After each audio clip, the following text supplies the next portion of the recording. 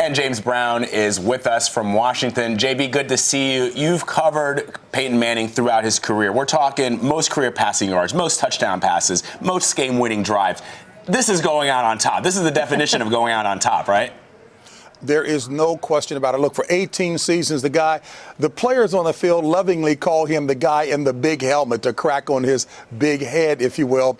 But that big head was something that most people had to fight against because there was no better football IQ exemplified on the football field than what Peyton Manning brought to the table. What are some of your biggest highlights after covering him for so many years? One, a very poised young man comes immediately to mind, whether in victory or in defeat. Number two, because there was no one who worked harder to understand the game plan and the weaknesses of the opposition. He may not have been the most gifted quarterback with a very strong arm, but you knew that he knew the game plan exceedingly well, and it was a mind game for the full 60 minutes.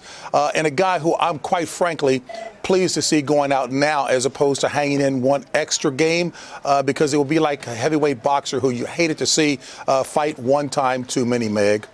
JB, on a serious note, and we saw this in your story, his retirement comes amid sexual assault allegations from his college years at the University of Tennessee. Those have resurfaced. Has this at all affected his decision to retire?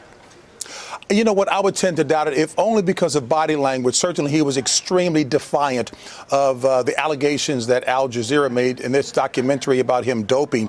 In terms of the sexual assault allegations resurfacing again, we know that that was a confidentiality agreement. And I'm sure, as you guys do in the business as well, I want to wait until I know definitively what's happening. But bottom line, that would be egregious behavior, and no one should escape punishment, if in fact that is the case.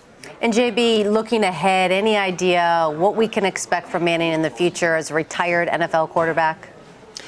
You know what? The guy has been so cerebral in everything that he's doing, and speculation would surround if he does any broadcasting, he would prefer to call games as opposed to being in the studio so that he could fully expound on the intricacies, if you will, the chess match taking place on the field. But I would think, personally, he might be looking more in the part ownership category because he's done so exceedingly well. And I think any organization would certainly like to have him in the fold. Tennessee and Cleveland would be the two leading cases if that materializes. All right, James Brown for us in Washington. Thanks so much. Thank you guys very much. And stick around. Peyton Manning and the Denver Broncos will hold a news conference today at 1 p.m. Eastern. We'll, of course, bring that to you live right here on CBSN.